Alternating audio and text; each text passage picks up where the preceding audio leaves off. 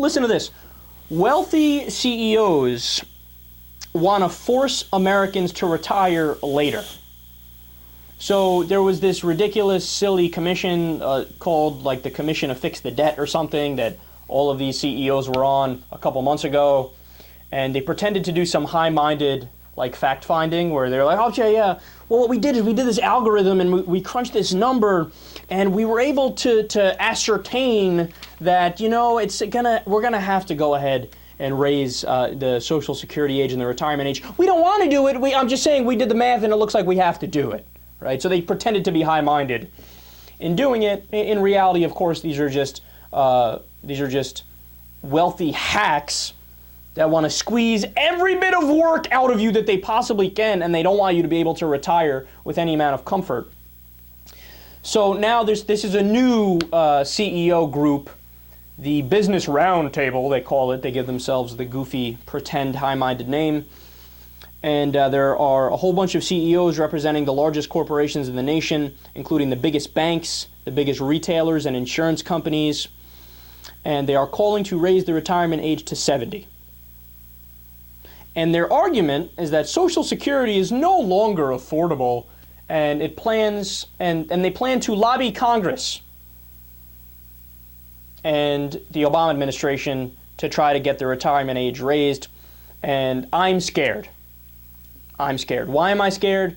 Because the Supreme Court ruled in multiple decisions that, in fact, money equals free speech, which means literally that the more money you have, the louder your voice is.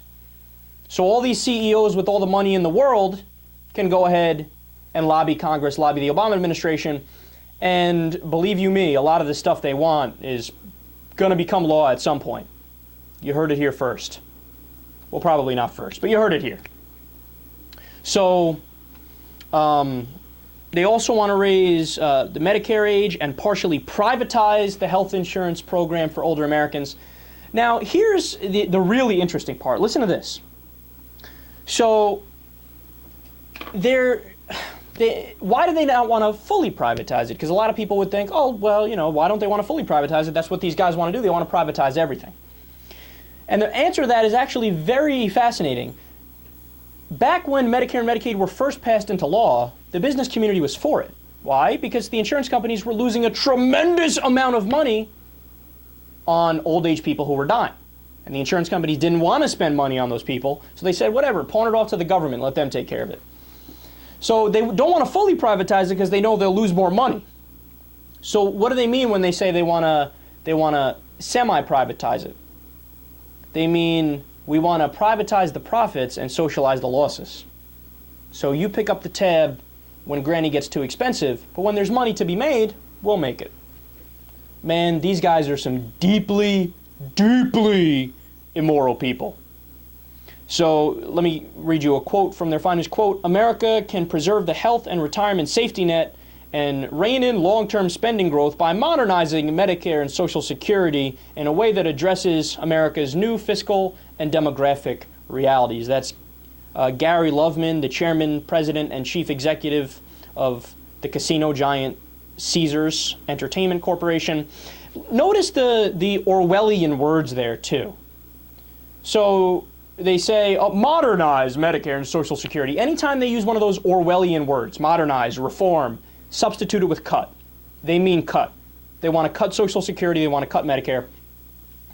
So Loveman, who chairs the Business Roundtable's Health and Retirement Committee, said the business leaders will be meeting with members of Congress and the administration to press them to enact their plan. So now here is the part of the show where we take the arguments proposed by these utter jokes of human beings, these immoral, unethical, pathetic people, these wealthy CEOs, and I explain to you why what they're saying is just factually incorrect. So they say Social Security and Medicare is going bankrupt. We got to act. We have to reform. Wink, wink. It means cut. In reality, Social Security is solvent until the year 2037, and after that, it pays out 75% of its benefits. And all you would have to do to fix it is raise the payroll tax, which is 6% on only your first $113,700. If you raise the cap, it's solvent forever. So in other words, LeBron James is paying the same amount of payroll tax as your local physical therapist who makes $113,000. They pay the exact same in payroll tax. But that makes no sense. LeBron James makes infinitely more. If he just paid a little more, a smidgen more, Social Security is solvent forever. And then to Medicare. Medicare is solvent until the year 2024, and after that it pays out 87% of its benefits. Again, all you need to do is a minor tweak in the system in terms of raising a little bit more revenue, and you're done. Problem solved. But these guys don't want to do that. They want to come and gut those programs. Why? Because Congress ran up tremendous debts and deficits, fighting 2 wars, putting them on the credit card, having tax cuts for the richest people in the country, millionaire and billionaires, and then when it comes time to balance the budget, what do? They don't want to take responsibility. They don't want their taxes raised, so they come and cut from the peasants, from the feudal, the feudal society. That's what we're becoming. They're saying, okay, middle class, lower class, you pay for it. We're going to run out the back door with all the money.